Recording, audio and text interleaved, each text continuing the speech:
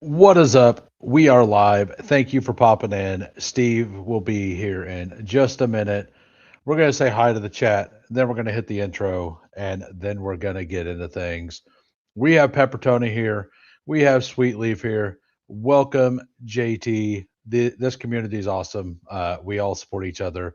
Thanks for stopping over. Hope you enjoy this content as well. But we're going to hit the intro, and Steve should be here then.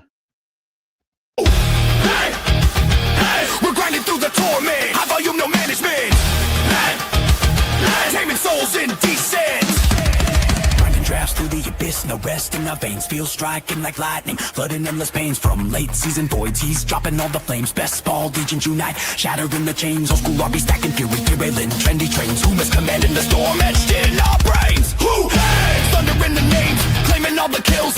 Flames, names, games. Legion, wrath of fuse, stone age, torment remains. Best ball eternal, in remains infernal domain. Pterodactyl pigs, screaming, Cayman chaos reigns. Fossil fury fuels the fire, drafted through the veins. Welcome, Steve. How we doing? Doing good. Sorry, it's a little late. It's all good, man. Like I knew it was going to take you a minute. You probably had to grab a snack or use the bathroom or both. Hopefully not at the same time, but yeah. Yeah, so I'm excited to start this series. Just kind of looking into data. Like I really liked the show we did throughout the season for I think it was like the first 12 weeks. You ended up getting sick and we just didn't end up continuing it, but we did the breakdowns of every individual game and and that helped a lot in the daily streets. Like looking at like all that stuff and like prop betting stuff like that. So I'm glad to finally get back into a little bit of data and to dive in with it because I see things a little differently than you sometimes. You see it differently than me, and like we're both humble enough to look at the data and be like, nope, I was wrong. So it makes a good dynamic, in my opinion. Yeah, no, I agree. Like I think when I know I had some of my best daily weeks during when we were doing these streams, and then I got sick and had some other family stuff and just wasn't able to keep doing it. And my dailies definitely took a hit with that also because I was just by watching the games more closely for the stream and then talking about it. Yeah, it just definitely made me a better player. So and same for this. Like I do like diving into some different topics and diving deeper because I do think it's interesting. And I think there are, we're maybe at a bit of a change on how fantasy football is going. Like we're, last couple of years have been more running back centric. We're seeing wide receiver scoring be down for a multitude of reasons, but I do think we still have to fill the same kind of roster every week. So we need to find the value and where we want to focus our draft capital on. Absolutely. And the daily streets and best ball are totally different due to number of number of starters and like what you're looking for, all that kind of stuff. Like there's little nuances to it. But the first thing I did, and I was mostly wanting to look at just the elites. And we can get into some of the things down the line, but so I have here the Rams, the Bengals, the Cowboys, the Lions, the Bucks, the Eagles, the Dolphins for the first 4 weeks. I think you might be able to consider Tyreek. Like they're not necessarily elites, but I think that the first 4 weeks with Tyreek and Waddle, we can kind of throw into this. But I wrote down all the weeks and all of the that both were active. So whenever we go to the data point suite, we can actually separate them out. So yeah, no, I think that's interesting. And definitely the first couple that you mentioned, because those are the teams that the volume matches and obviously the talent is there because that's a big factor. And the quarterback play, that is a huge factor and why the Dolphins, and I get why you include them, but even if Tyreek stayed healthy, right, I think the gap would have been what it was just because the quarterback play, the offense as a whole just wasn't good enough. Right. I just wrote down everything that's possible. Yeah. And Chargers. Because I honestly think QJ plus Ladd really needs to be discussed as well. for sure, especially going into this season, which it's hard. You can't really look back on it because I think you need to look at those two together because we have that coordinator going to the other team Yeah. as well. Like, I think that's like its own little package at the end of the show or whatever, if we want to do that. But so before you started looking into this, what were your initial thoughts? So for me, I actually haven't dove super deep into it. I just wrote down all this stuff, and I kind of want to figure it out as we go through it. I don't know what your process is on that, but So I think I think each situation is interesting. You have the Rams board, and I think that's the fair start because the Rams. How do I say this? Like, I thought last year I thought the Adams price was just horrendously wrong the entire time. Oh, I agreed. But I was also a bullish on Puka as well. Yeah. I just thought both were wrong. And unfortunately, in August, I got suckered into the Stafford rumors and just stopped drafting them. And that was wrong call. Because they just remained to be both tremendous values, both in the first and third. Adams was like third, fourth turn. And what we saw was an interesting thing where the first couple of weeks, Puka led the charge, and then Adams kind of took over. And Puka did miss one of those games.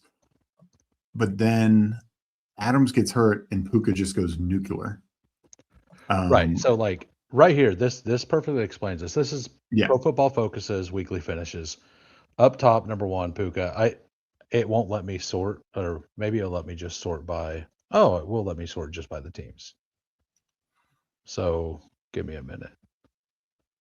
With this team, we're fine because it's number 1 and number 8. So, like, it's very easy to see. Yeah, I'll just highlight this right here. So, like, Puka 7, 6, 8, 1, 7, and then he ended up missing a couple. Well, I think he got hurt this week. Maybe he got hurt in week 6, missed week 7, and then week 8 was their bye. Yeah, and then Adams came on in week 7 because Puka was gone. Week 8 had the bye, and then they were both like, this is crazy. This doesn't happen often to where both wide receivers are top 5 for a position. This is extremely rare. Like double stacking is awesome, but it's awesome because they ping pong weeks generally, like 5, 3, like they just ping pong, and we'll see that more when we look at like the Lions. Yeah. But like that helps you get through and to get the right one to the finals if that's the team that spiked. So like that's and you don't see a lot of them like chase 3 in a row. Like that's kind of rare, like to have the multiple in like a big stretch together. So like that would have to happen in a finals week. And like you look at this chart, there's a couple 2s together, but most of it's just like spotty throughout, right? Other than Puka, who just dominated. But yeah, like as we see, and Adams, like I know it's not green, but 7th and 7th on those weeks, and those were 2 of Puka's worst weeks. But not that a Puka bad week was horrible. And this is scaled to 0.5 PPR as well, by the way. And I think so. I think that's what's interesting. And then unfortunately, like Adams gets a hamstring, tries to come back the next week, it gets worse, and then he's out for the rest of the season. That's my final. And that is the tough thing is with playoff best ball. Like obviously something like marathon or the drafters format, total points we can just be more confident in because every number 1 week or top 5 week that Puka had or Adams had, or when we talk about the Bengals guys in a bit, they all count the exact same. But it is tough. But I do like the Rams because we have the same price situation again this year. In fact, Adams is cheaper, but like cheaper. Adams not actually cheaper. There's just so many more running back. Like that, I started off thinking that they're all cheaper, like Higgins and all, but we just have like 8 more running backs that moved up in front of the group. So like cost wise, yes, it's cheaper, but like it's only because running backs are valued even more this year. No, that's true, but I do think it's more in line because the part of Yes. the issue with like Higgins last year at the 2-3 turn and Adams at kind of the 3-4 turn, and Adams is slightly past that, Higgins is a little past that, is we were taking them over running backs who almost assuredly were going to score more points than them. Right. Like if those running backs stayed healthy. Where now those running backs go ahead, so we can load up on those guys, and then you theoretically could take, you know, two running backs and then have Higgins and Adams, two guys who are easily capable of top 10 production. I mean, I have a team that it's like I can't remember exactly what it is, but I got the Devontae Adams fall, and I got Puka, Derrick Henry, Josh Jacobs, Devontae Adams, or whatever. Yeah. Like, so you get the double stack and two semi-elite, and like that's an offense that, yeah, as you said, 46 may not be the number, but like I feel very confident they get like 38 touchdowns. Yeah. You know, but let me know in the chat. Do I need to blow this up and make the numbers bigger, or can you guys see them? And if you're just popping in, smash the like and sub if you do enjoy the content. And in the descriptions, I have all of Steve's information. If there's anything I missed, just send it in the private chat. I'll add it. But I think I got it. If you want your Discord linked, I think is all it would be. But yeah, let me know. So I have this set up right now with wide receiver and running back in there just to have like a total thing, but we could just go straight to only wide receiver, and then it will kind of show exactly what we're looking at. So one thing I noticed the other night, we were looking at some advanced stats for like just receivers overall. Devontae Adams, yards down, like his average, his ADOT was way higher than I expected it to be. So like what's weird, and that's wild because he had all those 1 yard touchdowns, which is going to kill, like that kills it, right? It should, but this is the thing with Adams.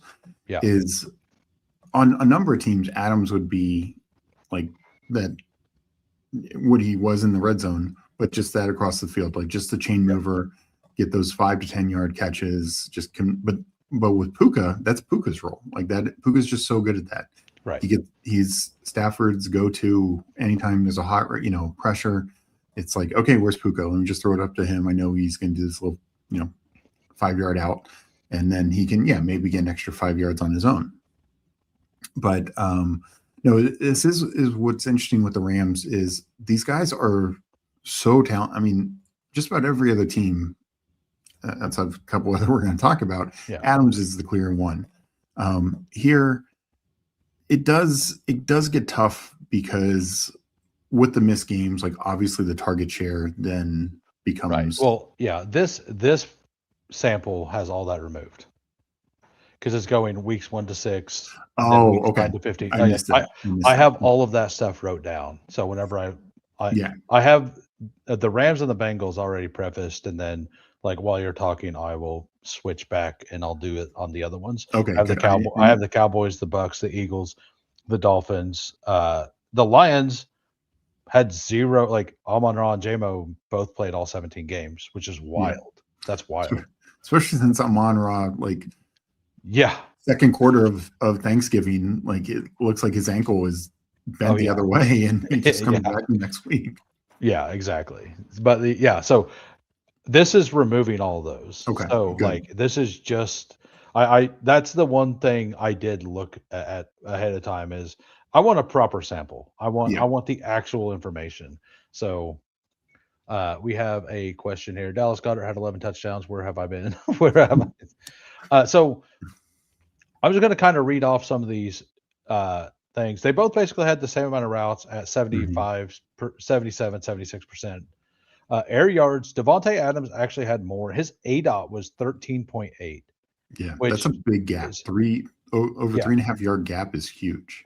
And like that's with all those like very, very close receptions too, like the 1 yard touchdowns. Because most of his, how many touchdowns did he end up with? He had 12. 12 in I this would, sample. huh? Yeah. Well, because week 7 he had like 3 touchdowns. So Yeah. Oh, but yeah. There's got to be, I figured there'd be a red zone. Okay, here it is. there's end zone, yeah. Yeah, end zone targets. He had 12 touchdowns. So all of those were those like 3 to 5 yard routes. Like, so Mhm. if you were to actually separate, and I hadn't really picked up on that watching it the whole season. Like, I knew that he was getting some targets downfield and stuff, but in the playoffs, this really showed because they were definitely targeting him way downfield a lot. Yeah. And I didn't really expect his air yards to be as high as it was and his A dot to be as high as it was with the way that they used him. And it shocked, like, because if we took off all of those, like those 12 routes or whatever, and like that's gonna raise that to over 14 for sure, right? Yeah, definitely. So and that's a pretty good number whenever you're looking overall, especially at one of the a guy who got that many short touchdowns. Yeah, and I think the big thing going forward is will we see the receptions gap close Yeah. with Adams and Puka? Because Right. you know, Because the like, other thing to keep in mind is this was Adams' first year at Stafford, where you know Puka has played with them the last couple of years. So obviously there's more of a repertoire there, and I think you actually saw that. Like I can recall multiple games, but that Thursday night game against San Francisco, where San Francisco, everyone was out, San Francisco ended up winning, Right. and you know both Puka and Adams had decent games. Puka the better one at the time, but Adams, there were multiple deeper shots where Stafford just missed them. yeah. And if those start falling, then not only did Adams have the touchdown gap, but then the receptions are better, the yards become better because those are just the unrealized air yards that unfortunately Adams had. A bunch. He had a bunch because he had like 1,700 air yards. Yeah. And he only had 900 and some yards. Yeah. So yeah, like the target gap is 40. Yeah. The targets per game was separated by 2. And the target percentage 30 to 22. So like we know that these are concentrated offenses, and like most of these offenses we're going to talk about are super concentrated, and like I believe that in a really good number 2 just elevates the number 1. I've always believed that. I think a shoddy number 1 kind of can get pushed down by a good number 2.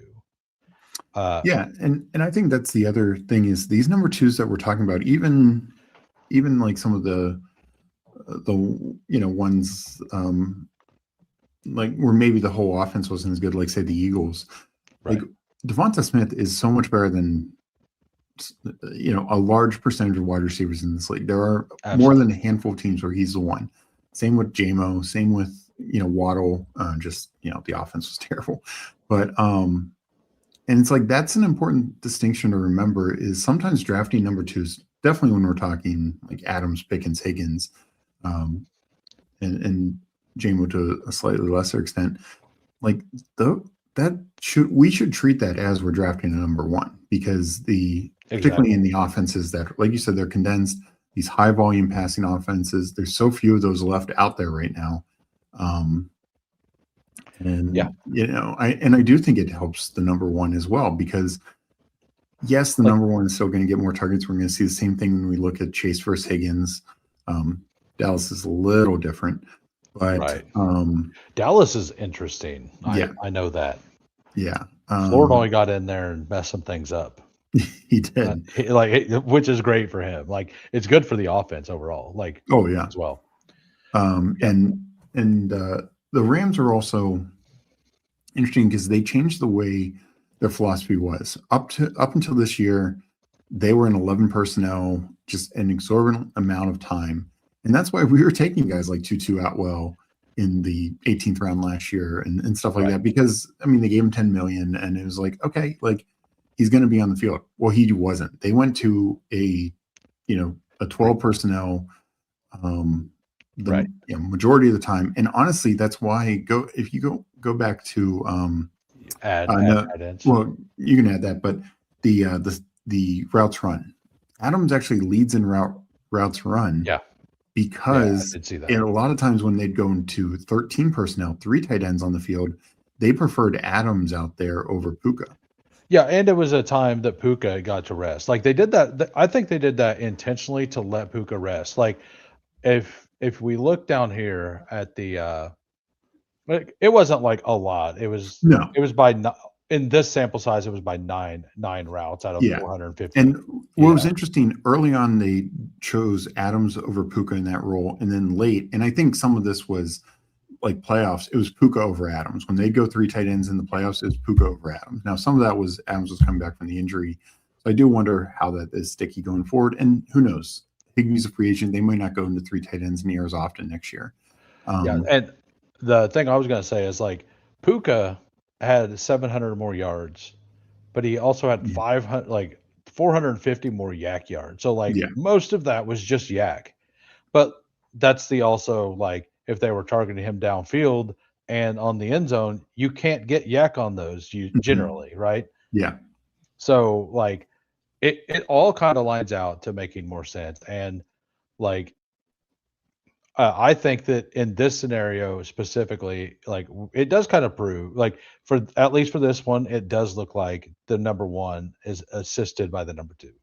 Yeah, tremendously. And like you could say, well, what would Puka do if they didn't have Adams in the red zone role? Like, I mean, yeah, he would have more touchdowns, but the offense as a whole, if Adams wasn't there, the offense as a whole wouldn't have as many red zone targets either. Attempts. I mean, it definitely helps Stafford the most, as we see, as he sets a career high in touchdowns. Perfect comment that, yeah, Diami, I bid on a couple Diami shares. I ain't gonna lie. I had like 7% or something. Yeah. Like just in case my Hunter take didn't work out, which also didn't work out. So like, yeah. All right. Anyway. But yeah, I like the target share, like we kind of knew what these numbers were going to be. Mm-hmm. The shocking thing is the ADOT here for Davante Adams. And well, to me, the real shocking thing is the air yard share. They're the exact same. It's like just about the exact same. The difference is, Puka gets it shorter and can do more after. And Davante, it was just a lot of unrealized. But I do think I point that out because I do think that can change quite quickly. Right. And at the end of the year, whenever we got to the playoffs, they actually started targeting Puka in the red zone all the time. And I think it's because like Puka probably just learned from Adams how to run those little shimmies at the goal line really well. By number 1, by being taught by him, and number 2, just because like he'd watched it, right? Like he's seen it in the film. He's like, oh, I could do that. And like once Stafford had those few weeks without Adams and used him down there a little bit, like it just kind of turned up. Like I do think next year both of them will get those plays, not just Adams. And that's just a projection for me. It doesn't mean that it's going to be that way. We know that it's going to happen with Adams, but I would assume that it actually increases with Puka as well. What would you say? Yeah. I think it could be more, it's like you have 2 of the best receivers in the league. And well, Adams, I think it's more a specialty. Puka has shown now that he can handle that as well. I just love this offense. And, I don't think there is honestly a big gap between them, because I do think, and I think it's good you sorted it as you did, but if both had been healthy all year, Puka still probably ends up as wide receiver 1, but Adams is probably wide receiver 5 on the year. He finished as wide receiver 9, missing those 3+ games. So it's like we're talking like Puka probably loses a little bit because Adams would have been playing those games like that. 40 burger that he had against Seattle probably doesn't happen for Puka in the playoffs. Similar, if that happens, like it's just a good version of Tutu for the last 8 weeks of the season. That's what I said. I said this 2 days ago on stream is if Hill is healthy, I think that could be his ideal landing spot because they need him. They will view him as they did Deshaun Jackson a couple years ago. Like go out there, run a couple go balls. That's it. We'll give you two deep shots a game. So yeah, and it just opens up everything for these two guys. All right, so also looking at this, Devontae Adams predominantly ran outside routes. He ran to the slot a little bit, which goes with the air yards thing as well. And Puka was actually closer to 50-50. Mm-hmm. Like, I actually expected his inline rate to be a little higher because they do move him in on motion. Like, I guess if he's in motion and stops to block, like it's considered. Yeah, I don't think they consider that. I was just gonna say that. Yeah. So I thought it would be higher, but then I looked at it. I'm like, oh, I guess that kind of makes sense. So yeah. Anything else you want to touch on the Rams? I got the. No, I mean to me, like this is a situation I don't worry at all. I'm taking Puka in the first. I'm taking Adams every time I can in the pick 30 on. I think is just tremendous value. Yeah. All right. So on to the Bengals, who up here we have weeks 1 through 9, no week 10. That was their bye week, and then Higgins missed. Somebody missed 12 and 13, and then 15, and then they obviously weren't in the playoffs, so we just didn't unselect them. Yeah. But so this is one that nobody at all is docking Chase. So the reason that this conversation is coming up is because Coolers was asking, and I believe when we look at this stuff, we're going to see that it actually hurt CeeDee Lamb. And I have not looked all the way into it yet. Mm-hmm. But I think we're going to find that CeeDee Lamb was hurt a little bit by Pickens, way more than the other ones were hurt by the other players. Yeah. That's my gut take. And I would be happy to notice that that's not right and to be able to take more CeeDee Lamb because I'm having a hard time doing it right now myself. I really am. Maybe, and I don't have anything against CeeDee Lamb or anything like that, but I just feel like that's what we're going to have. But that's also kind of what the market's doing as well. So, because Pickens and Lamb are 10 picks apart. Yeah. So, and Lamb is falling. He's continually he's not really falling, but he's falling by 0.1 a day or something, right? Mm-hmm. He just he ends up at the 12 a little more often now. So I'm very curious on when we get, because they will be next, because I believe looking at this, we're going to see just only positive things. So just reading through real quick, Ja'Marr Chase, 93.7% route share, T. Higgins, 84.1%, ADOT, Chase at 8.2%. The elite, once again, has the way lower. And it's that's what's going to be interesting, I think, when we get to Lamb. Air yards, also the same. Mm-hmm. Air yard percentage. Dead on. just exactly like the Rams. Targets, not the same. Yes. This one, this is a much bigger gap than it was. And this one, there is more nuance to just this. I didn't separate it out for Burrow weeks versus Flacco weeks versus I didn't do that. That we could do that eventually. I don't think today would be the day to do that. Mm-hmm. But if people want, we could look into that eventually as well. Target percent 30 to 17. Chase definitely getting more of the targets, all the way through. The yards, it was kind of I expected that number to be higher, honestly. I didn't realize he only had 1,170 yards. Oh no, Yeah, no, well, that's for those games. Yeah, never mind, never mind. yeah, because Higgins missed that My 1 mind, week and he went off for yeah, 100 some yards. yeah, my mind just went for a second. It's just so team percentage of yards 32 and 22 yards per route run 2.23. Puka's was like 3, wasn't it? Yeah, yeah, It was like 3 points. It was crazy. I'm looking it up on the other screen. Uh, yards per route run 3.81. yeah, That is like, I know that's removing some of the weeks, but with both of them on the field, his yards per route 3.81 is absolutely insane. Like just absolutely insane. Um, and then we have like those are like a lot closer. Like the they are. 1.73 is really good as well. Like it's solid for the pros. Um, touchdowns, T. Higgins, like we do know that he's the big body guy. He gets like so once again, the number 2 getting more touchdowns than the number 1. Yeah, That and Jamar Chase, like it's hard to say he didn't pay off ADP, but at the same time, like he also wasn't what you needed in that like Bijan and Gibbs were better picks, right? So like mhm, even though he didn't tank your team, like he was fine. He was pretty good. Like he was on the drafters team you had near the top for the first like 12 weeks, right? yeah, And then Gibbs started doing the Gibbs things and you probably got buried. I did. But, Yeah.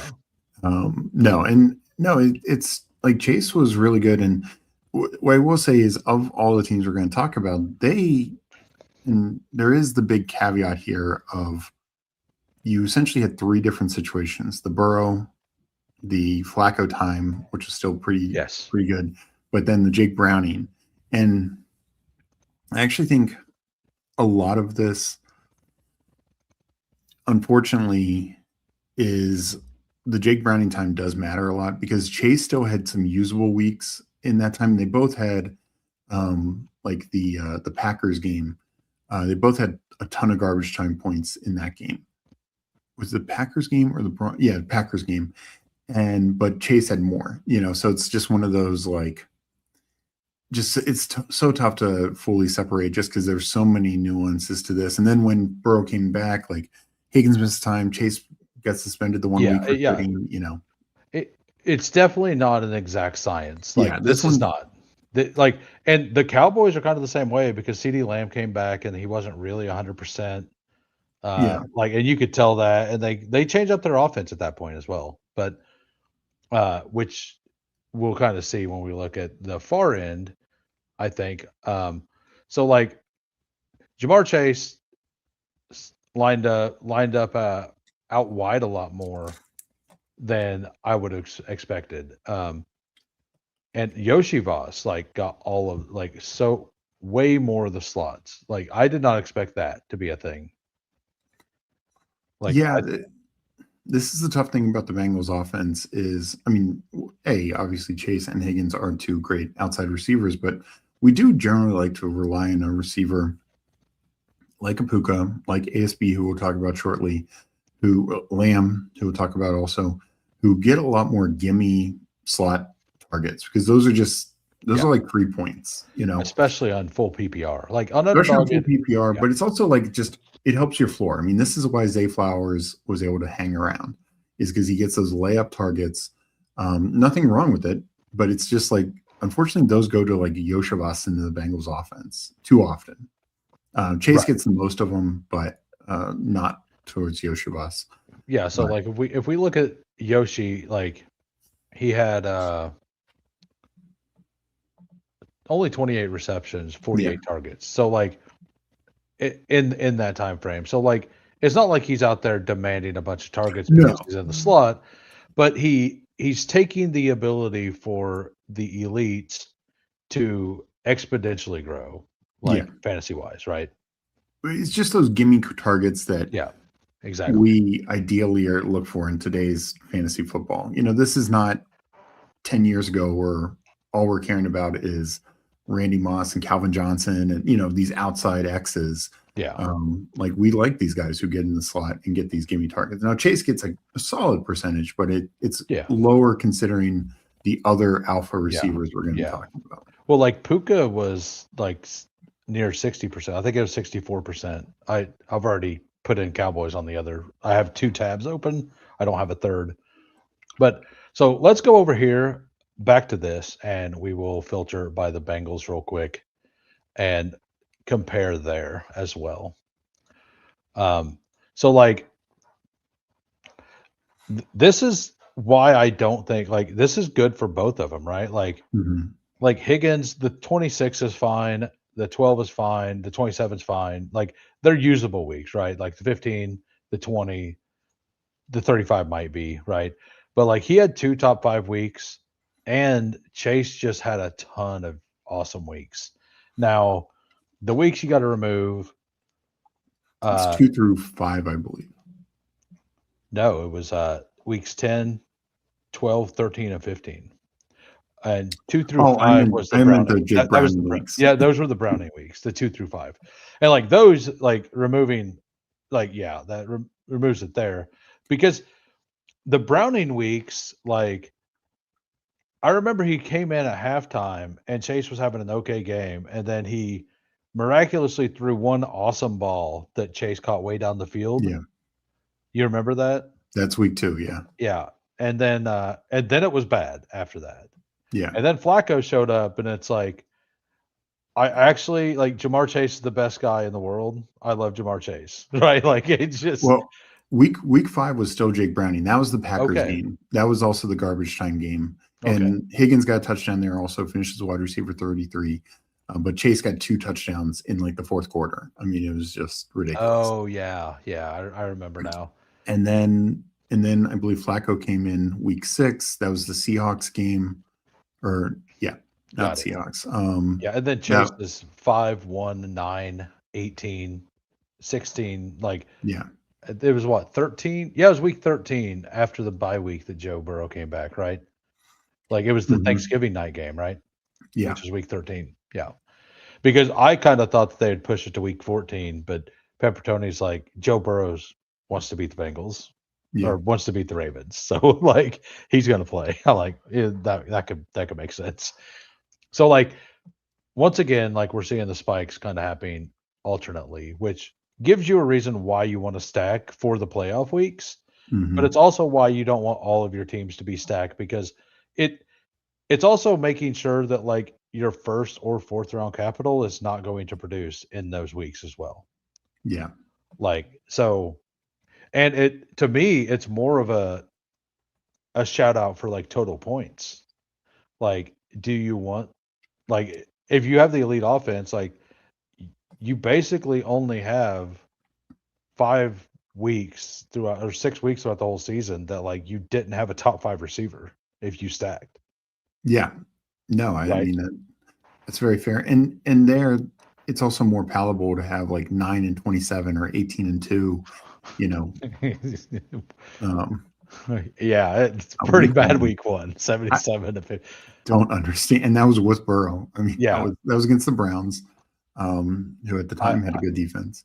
Yeah. But this is why Higgins puts my brand in the pretzel. His TD rate and Boone for underdog, or does it make it him real fragile too? Well, he's done it consistently. So like we'll just go type him in real quick. So Higgins. I believe he's had 10 plus touchdowns like every year or whatever. Except I guess that that was the last 2. So but look, that was on only 15 games last year, 12 games he had 10. The problem is week 2023 was he missed time and then Burrow missed time. And so it's kind of a not real, like real sample.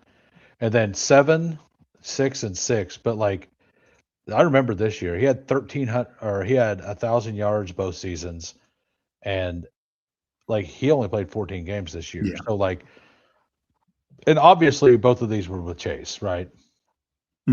Like Chase actually. Did Chase come in? No, Chase came in 21. Okay. I couldn't remember. Higgins was drafted the same year as Burrow, 2020. Okay.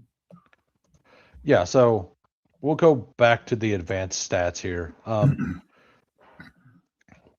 So we'll go back over here just to the yards per route run and yards target stuff. I don't think we can fit it all on the screen, but we'll kind of slide over. So like you were saying, the targets insanely different, but the difference in the yards, like not near as big as the gap in the targets. And that's because a lot of the teams knew that like when Flacco was there, he was just going to throw it straight at Jamar Chase. Yeah. Or with Browning, like I think if you move the Browning sample out, like he couldn't do anything but first read, and they kind of figured that out. So it absolutely skewed the numbers quite a bit. No, I agree. Like Higgins was hurt way more with Browning than Chase was. Like absolutely. Like Chase, A, still had a couple top 5 weeks because of just garbage time, and B, like even those other weeks he was like 33. Like, yeah, that's not what you want for your first round wide receiver, but that's at least passable. Like Higgins was like 80.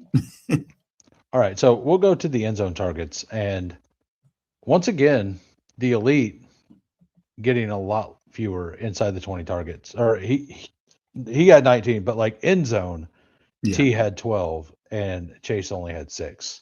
Mm-hmm.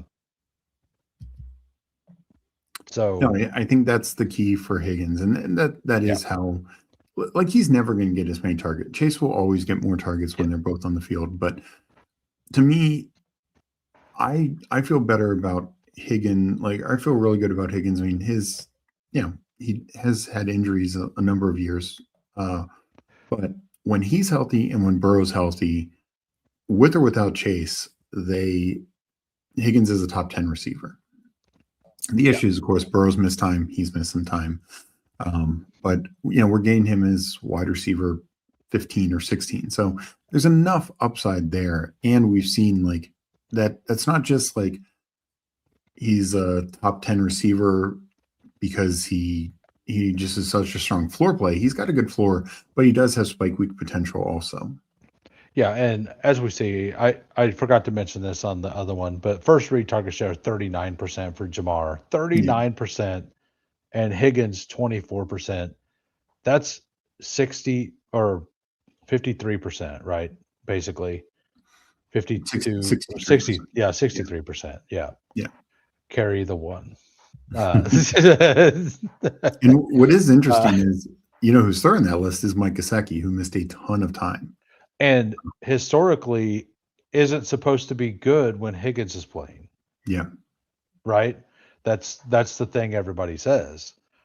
And he had one end zone touchdown, like he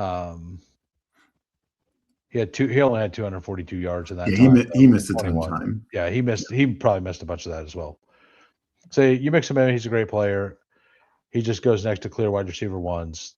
Yeah, and that's kind of what we're talking about. Like, are these clear wide receiver twos better picks than the clear wide receiver ones? And that's what I was just going to say. Like, and do they affect what the upside of the wide receiver ones are?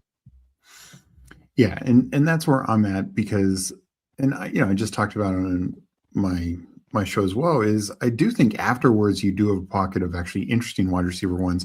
I made the comparison on my show, and I know we're about to talk about Philly in a little bit, but yeah, A.J. Brown and Courtland Sutton's numbers were essentially carbon copy last year. You can get Courtland Sutton 2.5, 3 rounds later, so it's like T. Higgins as a wide receiver 2, to me, is actually better than A.J. Brown as a wide receiver 1. Like, does Brown have a little bit more upside? Me too. Sure. Yeah. But well, we also have like this sample is way low because Burrow wasn't healthy, and the current quarterback is still the current quarterback in Philly, and I'm going to guess that you are also not very bullish on his ability to throw the ball.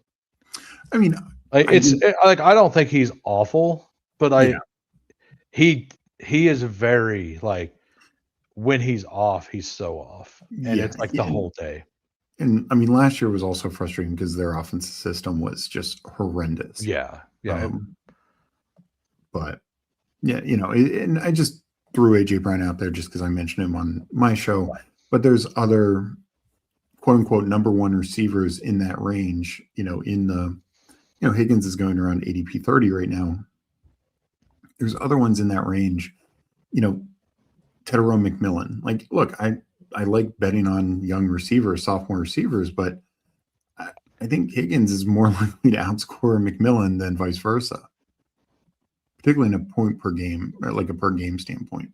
Like maybe McMillan's healthier, but yeah. Okay. So, anything else you want to talk about on the Bengals?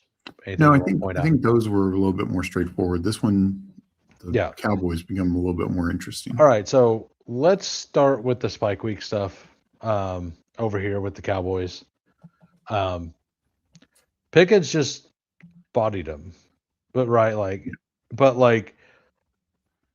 it. So the first couple weeks, CD was good, 15th, 12th. He got hurt in this game. That's why it's so low. I actually hold on. Let me remove that week as well. I actually didn't remove week 3. He got hurt really, really early, so you can't really use those stats either. We're good now. So then Pickens just dominated for a couple weeks. And when Lamb came back, they targeted him.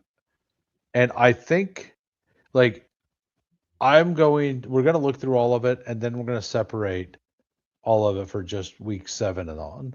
Mm-hmm. Because what I've heard, and then we're going to separate it from week 11 and on. Because I've heard this, and I've not looked at it yet, but I've heard that they actually started running Pickens on the low ADOT stuff late in the season. And they were sending CD Lamb deep all the time, which is the exact opposite of the way you would think it would work. So I've had that in my head for a bit, and I want to see if that is actually true. And if it is true, what does it mean? Right. So absolutely. So this is the route shares and all of that, weeks 1 and 2, and then 7 to 18, and the wild card game. The Cowboys once again did not make. Man,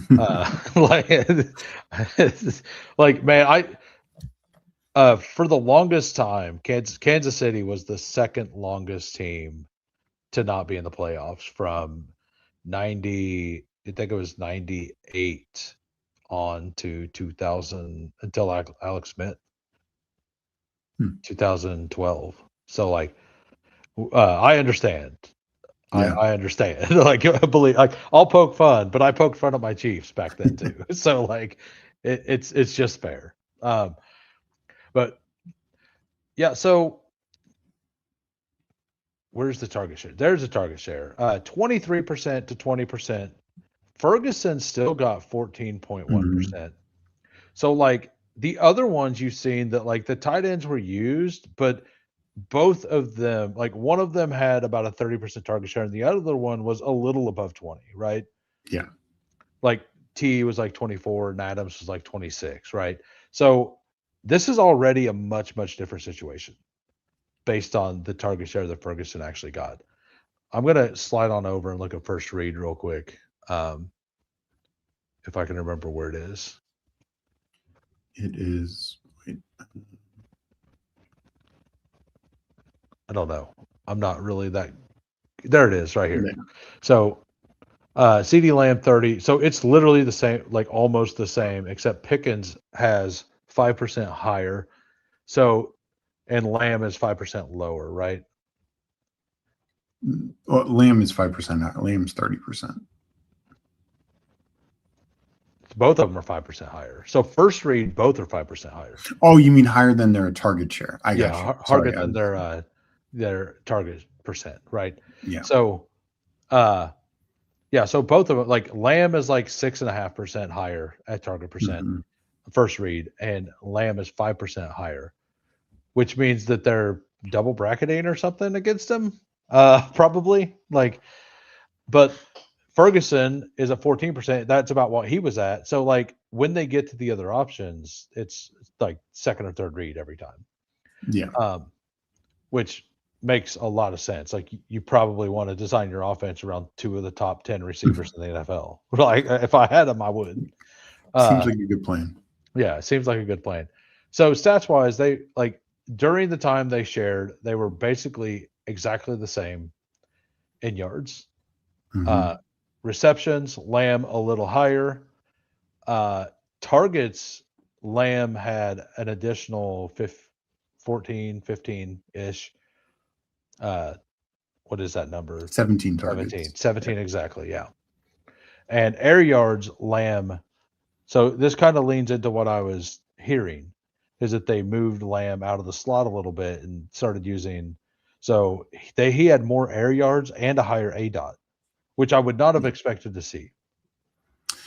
Yeah, I do wonder how much of that, because if you remember, Pickens was dealing, like, he didn't miss time, Yeah, but he was he dealing did with deal some with like yeah. hamstring and stuff issues where he was constantly questionable for a number of weeks. And Lamb obviously dealt with injuries early in the year and he missed significant time, 3+ weeks. But so I do wonder if that was maybe part of it, is they just didn't feel Pickens, we know he's got juice, but he just wasn't able to do that as well. What weeks were those? That was like, I mean, if we don't have the actual numbers, I'm not going to remove them. So like no, I wouldn't. I actually think, to me, what it shows is they view these two receivers as interchangeable in what they can do. Exactly. Like that's kind of where I'm at. And that's why I'm having a harder time taking Lamb 8 to 10 picks ahead of Pickens every time. But I also don't want no Pickens or Lamb either, right? Yeah. And like, so yards per route run, both of them awesome, 2.24, 2.46. Lamb is better there. Yak, basically the same. Exact same, yeah. End zone stuff. This matters quite a bit to me. Inside the exact same. Like they literally think that they are interchangeable. The deep targets is actually the interesting thing. Yeah, where are we at? The deep target, 25. Yeah, this is kind of the point that I'd heard. 25 deep targets to 15. And like you think of George Pickens, you think of him on the sideline catching a ball, like all the ones that T. Higgins gets the concussions on, right? Like he just goes up there, puts his body on the line, somehow gets it in bounds and makes a spectacular catch. And that's not what was happening. It doesn't George Pickens only had 2 drops all season. That's crazy. How many catches do you have?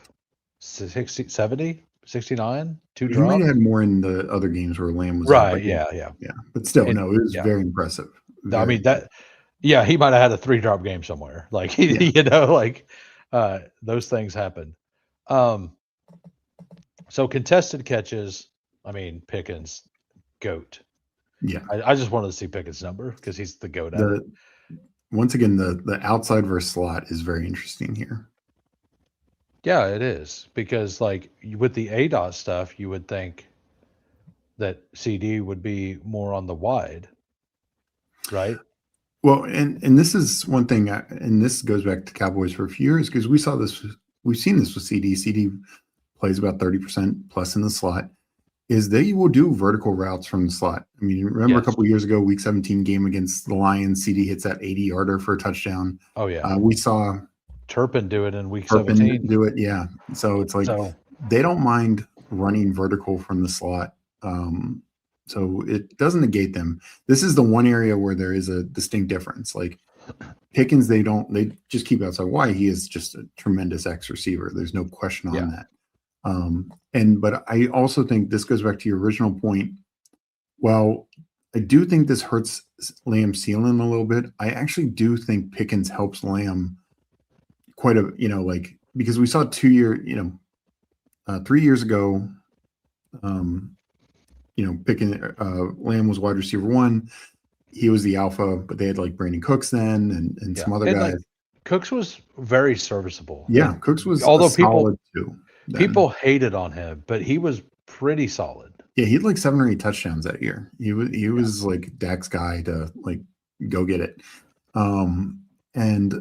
But then last year, and somewhat Dak also got injured, but Lamb defenses were more able to take away Lamb, or 2 years ago. And then last year, Pickens being there, well, I do think it's very close, and I love Pickens in the second round. I think Pickens is a tremendous, tremendous value. I truly think Dallas has 2 ones. I really do at this point. Like, I just think with the volume that they have, if Dak's healthy, he's going to throw 4,400 yards, 30 plus touchdowns. I think they have 2 ones and a good tight end. And I actually think it helps Lamb because you cannot double Lamb anymore. Like, Pickens is just too good. Yeah, and like for our game, because we're mostly best ball, for anybody who's watching that doesn't know that, like one spike week is what matters. Like every spike week is what matters. So like getting open for the 60-yard touchdown is awesome for best ball specifically. So like, yeah, and he only, even though his ADOT was only, it was what, 10, I think it was. 11.6. So that's a little higher. Yeah. But yeah, like you would think that the slot rate, that makes sense that it's 90%. So yeah, they liked using Pickens in that intermediate, like those, and they just do it from out wide. They don't do it from like the slot, but like those slants where they would just, it was like a free first down for Dak every time.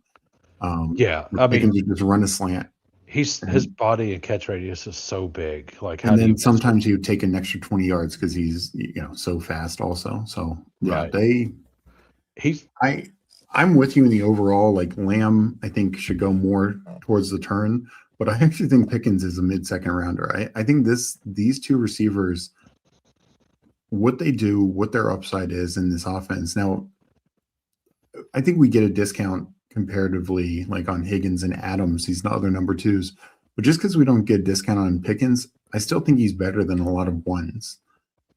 Like especially like some of these guys that have question marks, like Drake London, Malik Neighbors, etc. And I'm okay continuing to invest in it, but I think there's 2 ones on this team. Yeah. I think if anybody in the chat has a question on it, say something. I'll keep this up in the other window. Are you ready to move on to the Lions? Yeah. All right. All right. Here's the Lions. I will move it here. Remove that. Go to Lions. All right. So spike week wise, this is exactly what you want. Like not all, like you got a double pop in a playoff week, and you got like intermittent spikes. Like, oh, you're not showing that screen. You're still on the. I am not. You were right. So here we go. We're here. We got the Bears game where he got 3 touchdowns. Yeah. But yeah, like week 2, week 4, Amon-Ra, and like a top 10, a top 20, a top 20, top 20, top 20, right? And the thing about Amon-Ra is like he even gets top 20 a lot of the time whenever he like JMO still performs. This week's an outlier. We could remove this if we wanted for the sample, because that's the week that he got. It was like early on in the game, right? It was first half, I think early second quarter, but yeah. We'll just keep it in the sample because I don't think it's going to skew it that much. No. Because it wasn't like JMO had 200 and some yards or whatever, like he was wide receiver 4. He had a really good game, but not like awesome, like crazy awesome. But yeah, this is how they spiked. And like, I am pretty big on Amon-Ra well up the board at like pick 7, like pretty clearly. I think that he's way more valuable than CMC. I think he's more like, I know you like James Cook a lot. I have him above James Cook and like not everybody but JT basically. Like, and I think you could kind of argue Amon-Ra with JSN. Because of the coordinator changes. Yeah, I think I don't know how we argue against Amon-Ra at this point. Like 3 straight years of being wide receiver 3. That it's just that level of consistency. It even dealt with the coordinator change last year. Then they fired him, during the season. or demoted him first during the season and then fired him after the season. And that actually definitely helped JMO. Like once Dan Campbell took over play calling, JMO's numbers, like his floor went up because he had some of those like really bad games early on, which hurt him overall. But it didn't hurt Amon-Ra, even though Amon-Ra's dealing with a sprained ankle. He was still putting up good numbers. I do think with the Lions specifically, we need to make sure to add the running backs. Yeah. Among these teams that we're talking about for sure. I think the other thing to keep in mind, and partly it helped JMO, was the Laporta injury. And I mean we can separate that out too. And it wasn't even Laporta. Like their number 2 tight end Brock Wright went down right after that, so they had nothing at tight end the rest of the way.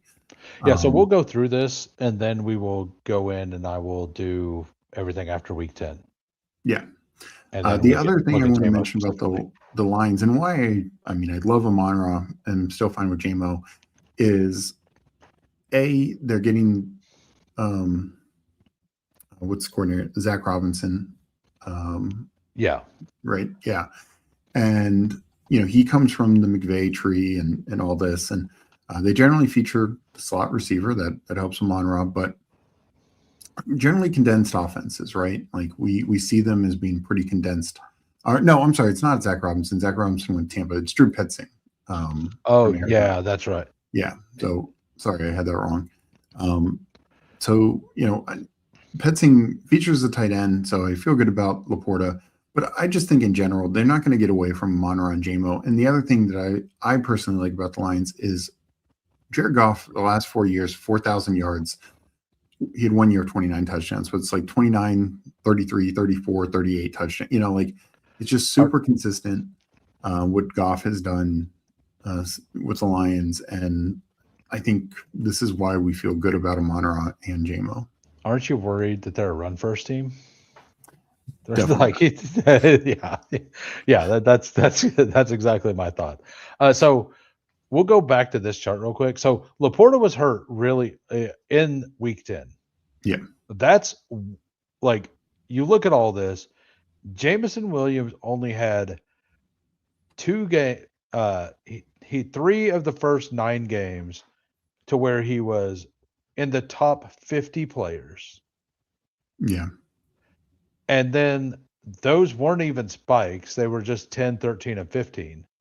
So, like, when Laporta got hurt, he then got a 1, a 6, a 4, a 3. Mm-hmm. And his bad weeks were even like top 30 mostly, except for the week. Yeah, week 12 was interesting because he was on this streak of really performing, and then he totally disappeared. Yeah, but Amon-Ra just crushed. But I want to say JMO he had like 1 catch that week. It was like insane. I remember. I played him in DFS. I remember. I had so much of him in DFS and dailies and props and everything. And it was a bad week. Yeah. So go ahead and look at this. Jameson Williams actually ran more routes than Amon-Ra, which is wild. Like, and this is removing those. We could remove week 13, but like I don't think it really matters. The week that Amon-Ra went out early. But so route percentage, Jameson Williams still higher, 88.8, Amon-Ra 84, air yards, even with the ADOT, is still higher, which is weird. So that means the target share is going to be way higher, right? Yeah, that just looking through these, like, what's coming. 166 targets for Amon-Ra, only 99 for Jameson Williams. The air yard share, pretty similar, 37% to 33%.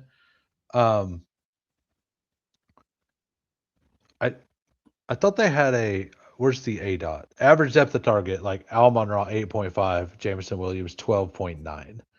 So like Amon-Ra, we kind of know this. Like they use him in that little slant across the field, and he's just so good after the catch, right?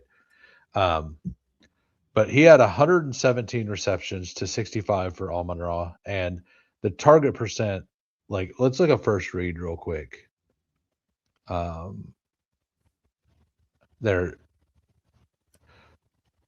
first read, 37% first read for Amon-Ra, 18.6 for JMO, and 15.6 for Gibbs. And the Laporta number, I know they're not all going to map up because like this is only when they were on the field, right? Yeah. So like Laporta, like it would be interesting. Actually pretty like, impressive. Yeah.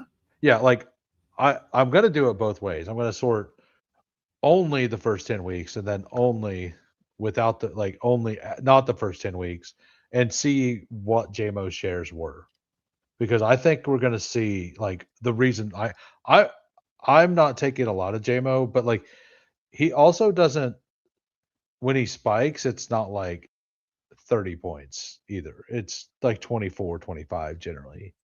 Not that he doesn't have the ability to have the mega spike. Like he absolutely does. So yeah, no, I kind of agree with that. Like I like JMO. I think JMO is a guy who's relatively fairly priced, but he's more volatile than other receivers in that range. Like there's more guys who are just safer in that range. But he's just part of such a good offense that he gets pulled up. Yeah, and Cooler says Rams and Bengals seem cleanest to analyze. Well, yeah, it definitely because like they have less pieces involved, right? Yeah. Like, and that's part of the reason. Like, even though the Lions get more pieces involved, Amon-Ra still demands 38%, like 38% first read target, right? Like, yeah, that's or 37, that's 37.4. So like that's huge. Like that is big, right? And like we're not like we both agree. And actually JMO's goes around the same place that T Higgins does right now. So like at first I was like, do I want to put him in there just because I don't view him in that same tier? And I kind of think that this proves that he shouldn't be in that same tier. Like in my eyes. Well, I think the bigger thing is Adams goes after him, and that's yes, Adams goes egregiously after bad. as well. Yeah. So like all of three of these twos go like JMO goes like right like a couple picks after Higgins, but like 4 or 5 picks before Adams. Yeah. The rough ADP, I mean, we can obviously look it up, but it's like 31, 37, and 40, you know, so it's like all within a round worth of value.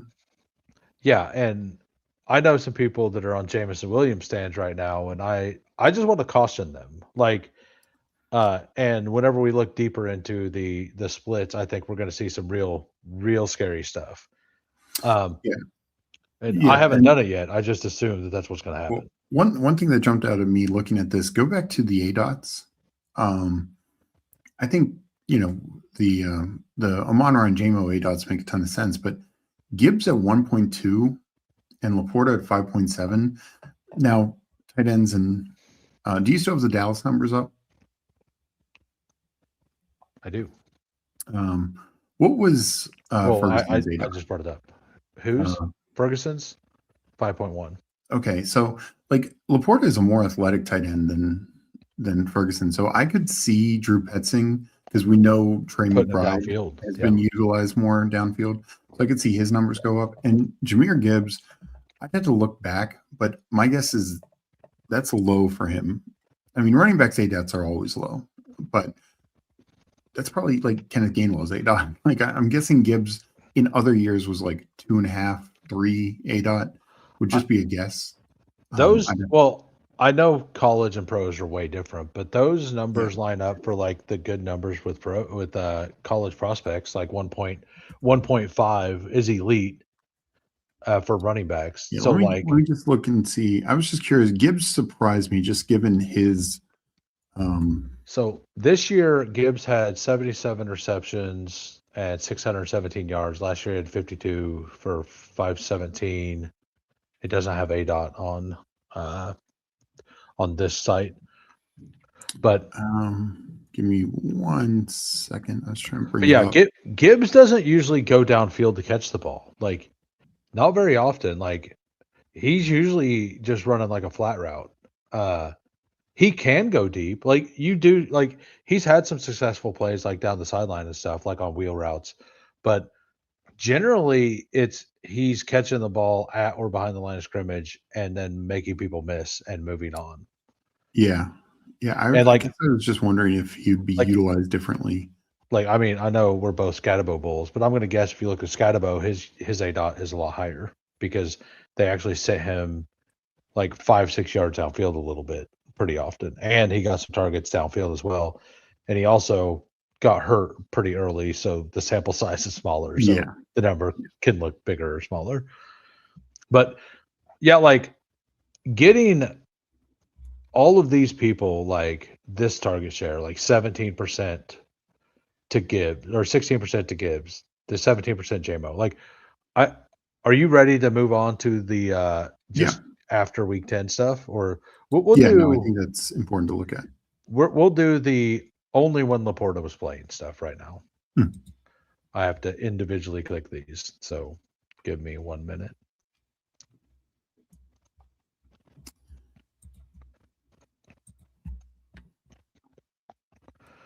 All right. I should have done it in another window so I could compare. So the JMO percentage stays the same. Gibbs dropped. Amon-Ra's dropped a little bit. Like Amon-Ra's dropped 8%. Laporta's. Well, that was first read targets. Like his actual target share wasn't 37, was it?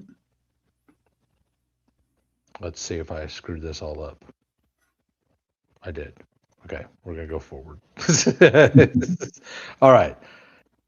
Yeah, it was 37, but his actual target share was like, I guess it was about the same. JMO's is actually about the same here. And the air yard share is surprising. But what was his ADOT here? So his it was ADOT like, was 14.4, which is quite a bit higher than it was. Yeah, right? I think it was 12 point something. Yeah, it was 12.2. And Amon-Ra's was 8.2. So what's intrigues me is Gibbs's went way down, minus points. So he really, after the Laporta injury, they really put him downfield a little bit more. They use Gibbs as just like JMO went downfield and Gibbs was just like check down Charlie. So first read target share with all of them there, Amon-Ra is still 38%. Laporta and JMO at the same. So JMO's went down a little bit, but not really as much as I expected it to. Gibbs is the one who went down the most. Gibbs went down the most. So while Laporta was there, they weren't sending Gibbs downfield for catches very often. They were just keeping him behind the line of scrimmage. Yeah. I thought that this was going to reveal that JMO looked a lot worse. And let's look at the end zone stuff. He had 0 end zone targets in that time. In those 9 weeks, he had 0. Yeah. Whenever we flip it, we'll see how many end zone targets he had.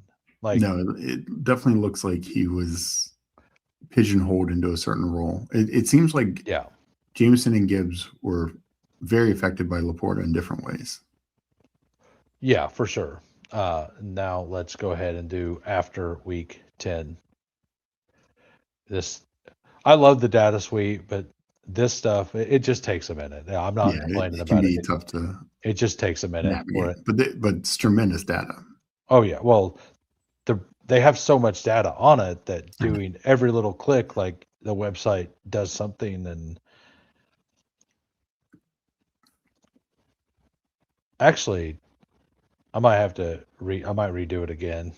Oh no, it did update all of it. I did hit the apply. All right, so here we go. So Jameson Williams here, 11.6 ADOT. Okay, this makes, and Gibbs 2.4. So that's what I was expecting. Yeah. So Gibbs is the one whose role changed massively. Yeah, really, that's a huge jump because it was negative 0.7 to 2.4. That's a big jump for a running back. So I'm gonna do something interesting real quick. So this is Gibbs spike weeks. Mm-hmm. Look, he had a couple, but he had Like it honestly, like for as far as spike weeks go, it really didn't affect it at all. Like he still stayed consistent. It's just that although they were using him differently, like not Yeah, that the passing game was everything for him, but I was kind of curious how that worked I out. think he had like 2 40-point games in that sample. He did. Those 2 ones were like one was like a 50 point, like almost Yeah, a 50-point game. yeah. I remember because I won some money that week. I had a good one-on-one team that I pulled some people up from the 3 the 2-3 turn over that nobody paired with and got a Hmm. nice combo on the back end as well. So uh yeah, that's interesting. I was expecting the JMO stuff to look a little worse. So Yeah. he had 4 end zone targets and 1 touchdown in the last weeks. So he only had a few like 11 end zone targets the entire season. One shows most of his touchdowns need to come outside the red zone, you Yeah, know? which means that when he gets touchdown, you get a spike, Yeah. right? Yeah. Yeah. So like anytime he's like, I mean, let's just go look at his because like the just seeing the number is one thing, but like y'all looking at the actual like number 1, number 3 or whatever, this site also has all of that. So like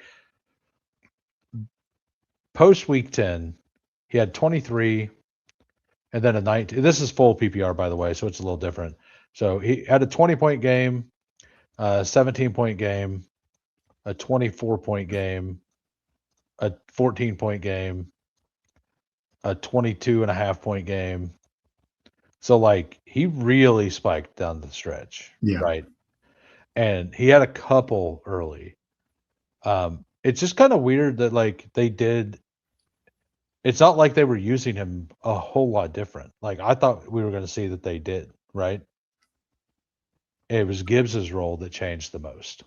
Yeah. I think there was just enough extra there, probably an extra couple more targets a game because no Laporta, that I think it just helped him. And then when his spikes were better, instead of 18 points, he's getting 24 points, um, Yeah, that kind of stuff. So, but it also helped his floor outside that Giants game where he had 0, which is ridiculous. yeah, Week for 12. sure. Are you pretty much done here? Yeah, yeah. I mean, I definitely I think we're kind of the same on JMO. Like, he's a good number 2. To me, he's not in the same category as definitely not And Higgins or Adams. and I think it's pretty obvious that he doesn't negatively affect Amon Ra at all based on the No. stuff. Like it kind of looks like he actually like more than any other situation. I think Jameson Williams frees up the one, Yeah. honestly. All right, so the next one I have that I wanted to touch on, and this one is kind of messy to look at. I ain't gonna lie, but it's the Buccaneers. Okay. Um, so you have weeks 1 through 3, week 7, and then weeks 15 through 18. And I was just doing Evans and Ibuka to kind of see, and like this is like just a talking point we need to make. Like if Evan stays, if Evan moves, Yeah. what do we expect, right? Like there's a lot more going into it than that, but Mhm. it's just like a little look into what's going on. And by the way, after this, what all do you want to touch on? Because I got the other show in 40 minutes. Yeah. No, I mean, I'm fine stopping wherever works for you. Okay, I think after this, and then we can touch on the Eagles. Like kind of touch on it if you want. Yeah. Uh, so this one, first read target share when they were both there. Like this one's kind of weird because like it. Let's just go look over on like go ahead and say what you think on this. Like Yeah. So this is definitely a weird one. Obviously, a smaller sample size, and even like I know you included week 7, but Evans left in like the second quarter of that game. yeah. So it is way tougher. But this is honestly, though, one of the reasons why I'm more bullish on Evans over Mbuka. I think the prices are wrong on both if Evans stays, because we look at this and Evans has more targets. He's got more target share, more air yards.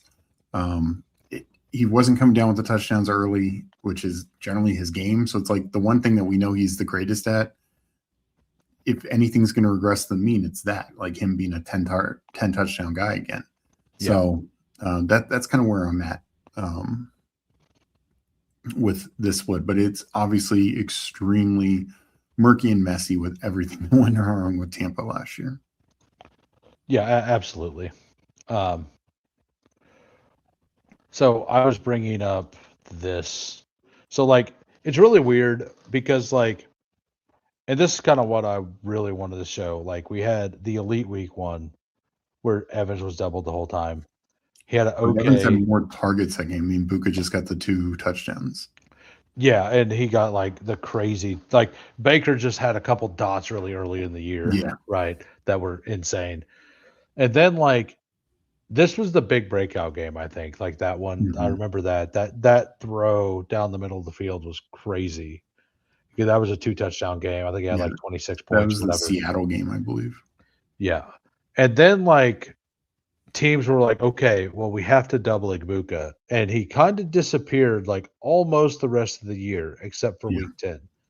And I guess if we were to look, it would show that, I'm going to look it up, that they played like a Dallas or something like that that week.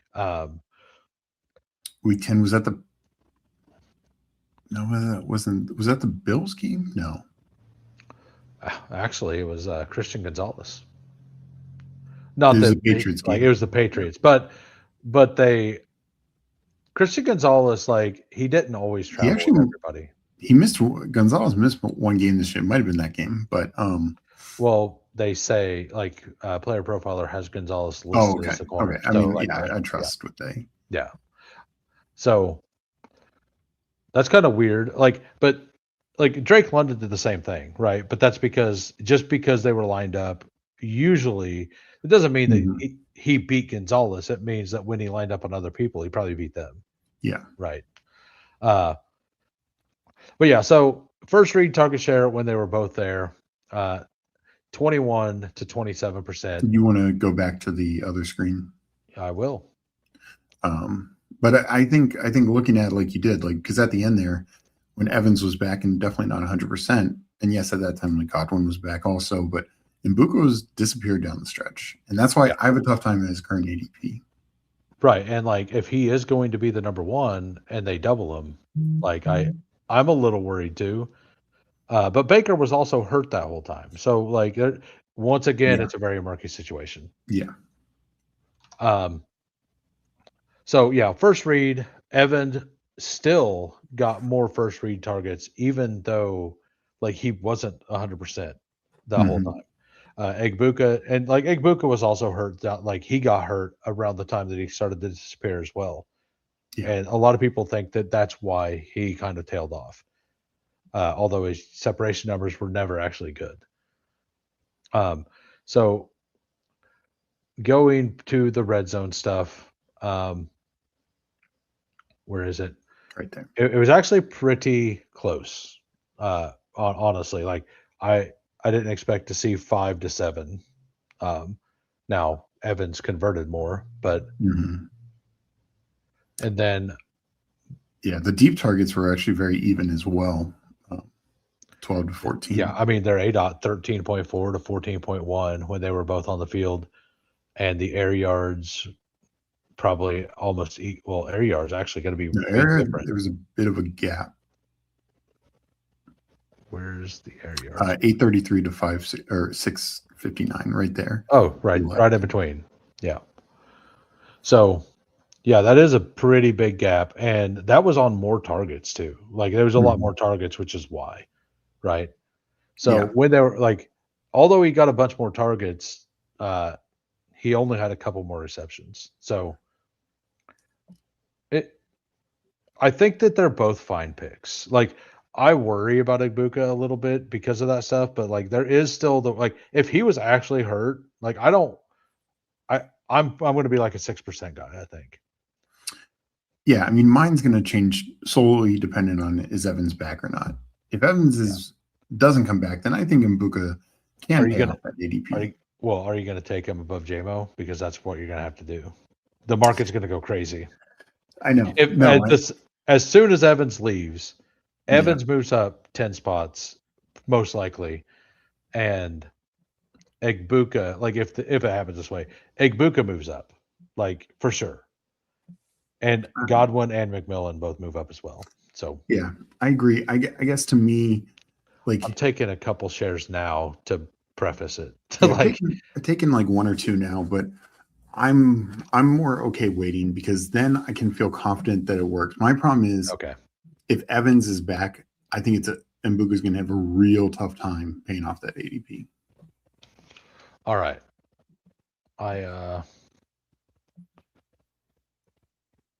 Okay, yeah, we're good. That was a quick look there. We'll go through the Eagles and then we will wrap it up unless you had anything you wanted to add on them. No. I mean, there's I think we could also not today, but at some point do a deeper dive into some other teams like that were much more balanced. Like the Colts would be a interesting one. I had a couple ideas for next week's episode. If you have anything, that's fine. But like number one idea, I wanted to look at like the top, like basically all of the running backs that we're drafting as elites and their workload share and all of that. Like how much it matters. Because like I feel like when I look at it, like the difference between Kyren and Hampton isn't going to be as big as you think, like stuff like that. But like Hampton is a lot of projecting, and there's other things that go into that as well.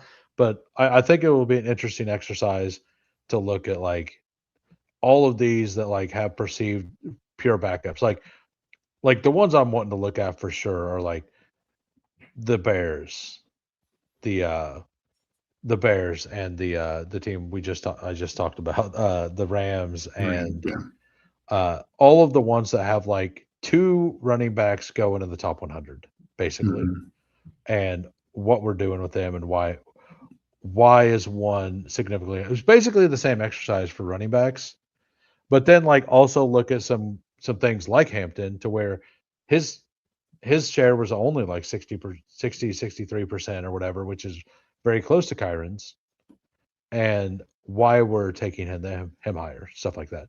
Yeah, we could do that as well. So go ahead and start talking about this. We'll do that after we get through the Eagles.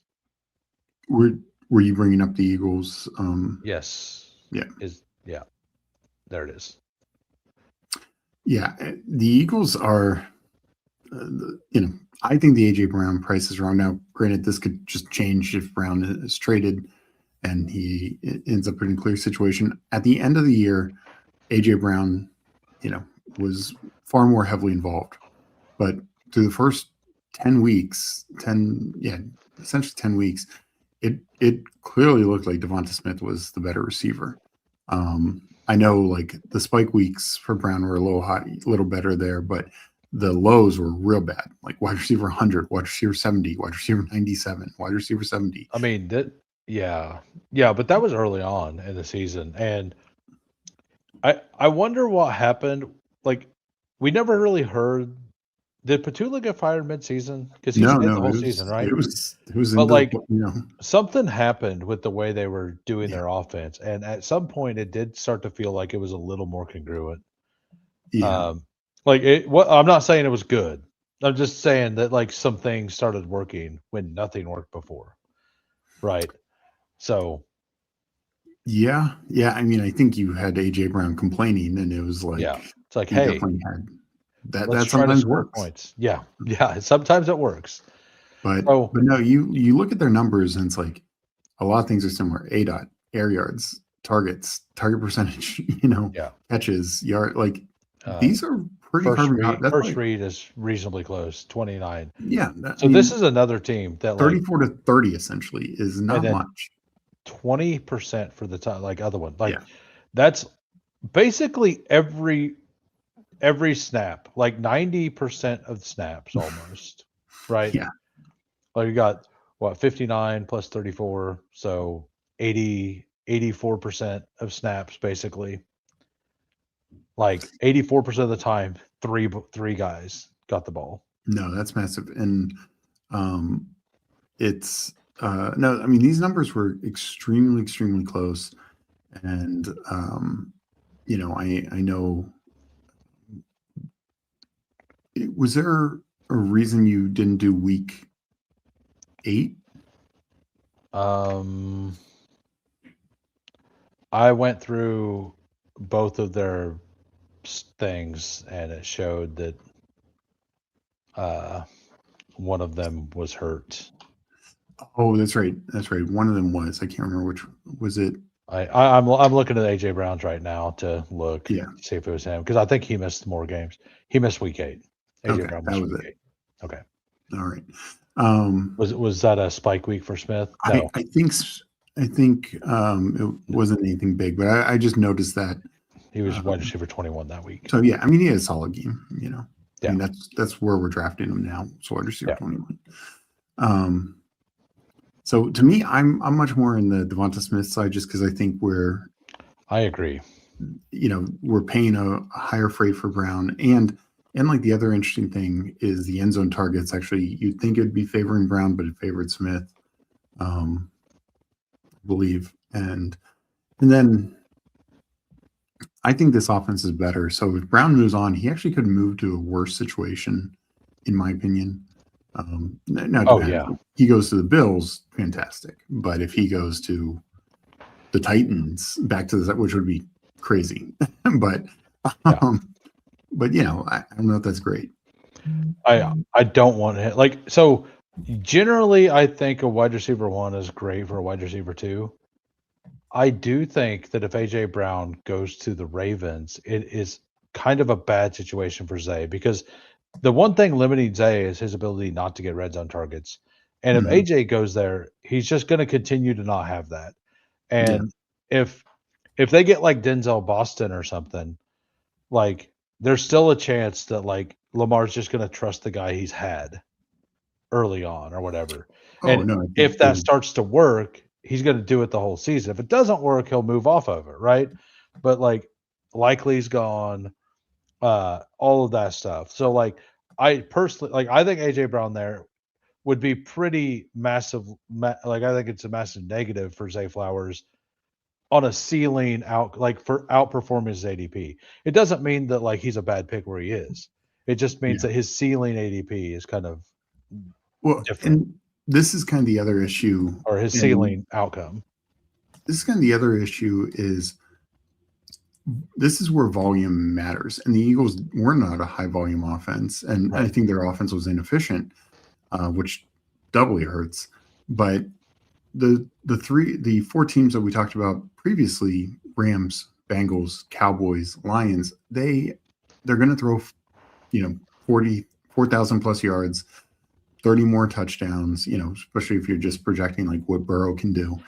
And the Eagles really don't have those kind of upsides. Like they're gonna, and definitely same if you talk to the Ravens. Like yes, when Lamar is in true like MVP nuclear mode, he can throw 30 touchdowns, but they are just not going to throw the ball enough. We saw both these guys had over 100 targets, but it was 120 to 111 or whatever it was. It's not like the 166 that ASB had and Puka had like 170, like they're just Chase had like 160 something. Like they just don't have that kind of volume and upside. I mean, this part shocks me, but I guess it probably shouldn't because they weren't really in the red zone that often. But inside the end zone targets, Devonta Smith had the most. Yeah. That seems weird to me. Well, it could be down the field and deep and all that. Yeah. Stuff. The interesting thing is the inside the 20 targets because we know Goddard had 11 touchdowns. I think all but 1 were inside the 20. Right. But only 4 were in the end zone. They are all those like little shovel pass things at like the 3-yard line where he'd taken. and he was clearly the touchdown weapon. There's no question that he was the touchdown Absolutely. weapon last year. Yeah. Yeah. So, but like all the numbers for these two are very, very similar. Yeah. And they both get 1,000 yards every year. They both have some touchdown spike week upside. They didn't run a real NFL offense last year. They should be better this year. I am worried about Dickerson getting hurt. By the way, I had not looked up this chart for hold on. It's not letting me do two positions at once. So basically, we'll just have to do it separately. I hadn't looked up this. He was wanting to look up this, the Bears spike weeks. Yeah. This is not near what I thought I was going to look at. Like I thought we would see a couple more. Like his Rome started really hot. Like not the 17's bad, and then he had a 9 and 11. Like not that that's horrible, but like DJ Moore was pretty solid all the way through. But like Burden had a single week. Yeah. Like I've been pretty out on Burden at ADP. Like I'm gonna have 4 to 5%. Like I got him the other day when he fell to like 54. Like I'll take him every time when he falls to within the like where Rome and Dunze. Like I like Rome just straight up better.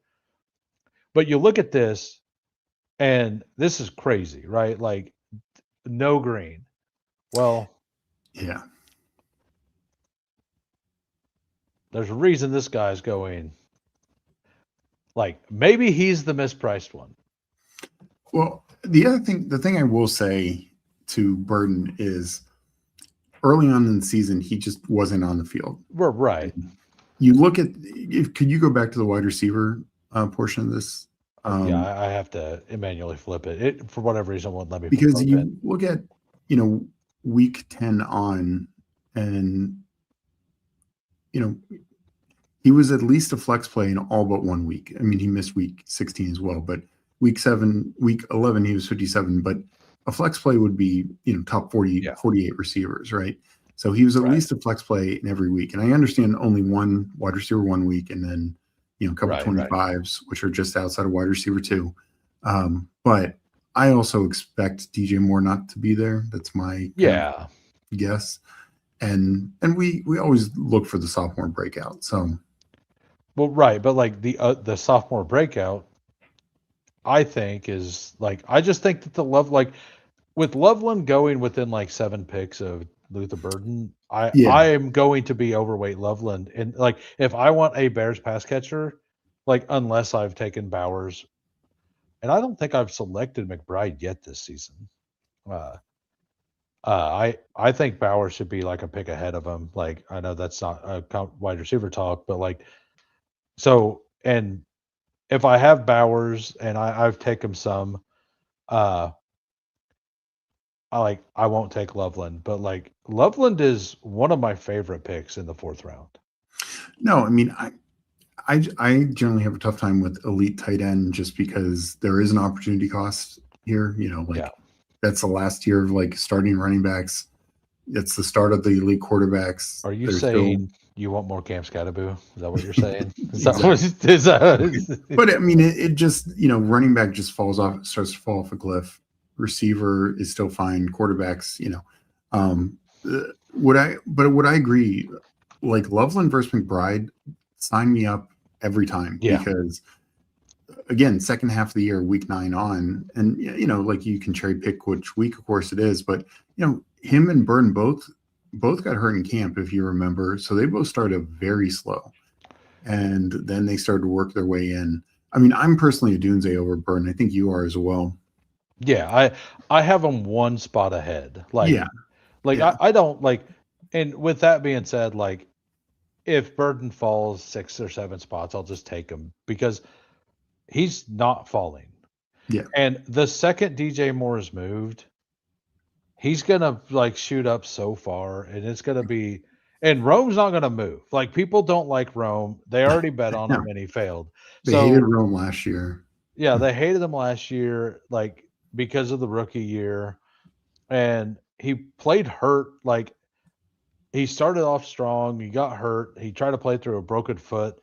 Shockingly, it didn't work out great. Yeah. You know, like, oh my, how dare him not perform on a broken foot? You know, like, I don't get it. Mhm. I don't get it at all. And I don't think Loveland, like, I think if DJ Moore's moved, number one, I don't think Loveland's going to move at all. But I think we're going to see Luther Burden start going ahead of Colson Loveland at that point. And I don't like, He probably will. I don't want to, like, he's going to start going up ahead of Devontae Adams. That's Right. Like, I mean, you know, it's going to happen. Yeah. Like, do I think, like, even if Adams' touchdown regresses down to like 10 for the season, he's still a great pick. So, No, I agree. yeah. So, not exactly sure what our topic will be next week. We might do the running back thing. Just message me if there's something specific you want to do. We can figure it out. If anybody in the chat has an idea that you want us to get to at some point, put it in the comments of the video afterwards. We're going to try to do this once a week, look into things, kind of just talk things out, and see what's going on. And then I look forward to doing this every week, though. Next week, it'll be on Tuesday, by the way. Yep. Right? You're good for Tuesday, 2 p.m. Central, 3 p.m. Eastern? Oh, yeah. Yep. All right. Well, thanks, everybody, for go ahead and tell everybody where to find you. It is in the descriptions below, but go ahead. Yeah. Just follow me on Fanspeak Network on YouTube. My Twitter is StevoSpeak. You know, as Julian's mentioned, we have a free Discord. We also have a Substack. So appreciate everyone's support. But yeah, this is fun to talk and to dive into some deeper topics. And I also think, like, I think the central thing to take away from this is not every wide receiver 2 is a wide receiver 2. Exactly. Those early guys that we talked about are better than a lot of ones. And invest in elite offenses. Yeah. Invest in high volume passing attacks with good quarterback. Like, this shouldn't be rocket science, but these teams like the Cowboys, you know, when Dak's healthy, we know what Goff can do. Stafford healthy, Burrow healthy, like, they're going to throw the hell out of the ball. Yeah. Are you going to try to do any, like, CeeDee Lamb at 6 to get Pickens as well? You know, are you going to try that? Like, I'm curious. Like, I have a hard enough time clicking Lamb, but I think if I click Lamb, I think I'm going to do it that way. I think I'm going to just, like, take him early and hope I don't get crushed. I've seen some people just take Pickens straight up for no reason at the 12. Yeah. Like, the reason is they like him, like, and he's not coming back. So why not get the unique combination, right? Just try to make sure it's not a room that does that, you know? Yeah, I think I'd more like to do it when Lamb is the one who I'm getting at like 9-10. I'd rather pull Pickens up a few spots just because that makes sense. Just because that, like, London and Neighbors right now don't feel good. So I can justify taking Pickens ahead of those guys very easily. I have a tougher time justifying taking Lamb above, like, Amon-Ra or Jonathan Taylor or, you know, any of those guys. I think I like the idea of pushing it and gambling and trying to get, like the reason I want to do it from, like, the 5 spot, it'd probably be like the 4, probably the 6 spot, but it guarantees you one of those round 2 running backs almost, or round 3 running backs on the way back through. And if you're on the far end, you get crushed. So no, that is true. But anyway, thanks for coming on. I'm going to be back in 15 minutes with Lawsimo for Who's Crew Volume 4. Thanks again, Steve. Have a great day, everybody. Peace. Later. We're grinding through the torment. High volume, no management. Taming souls indecent. Grinding drafts through the abyss, no rest in our veins. Feel striking like lightning, flooding endless pains. From late season voids, he's dropping all the flames. Best ball legions unite, shattering the chains. Old school RB stacking fury, derailing trendy trains. Who is commanding the storm etched in our brains? Who hangs? Thunder in the names, claiming all the kills. Flames, names, games. Legion, wrath of fuse, stone age, torment remains. Best ball eternal, in Wu-Main's infernal domain. Pterodactyl pigs, screaming, Cayman chaos reigns. Fossil fury fuels the fire.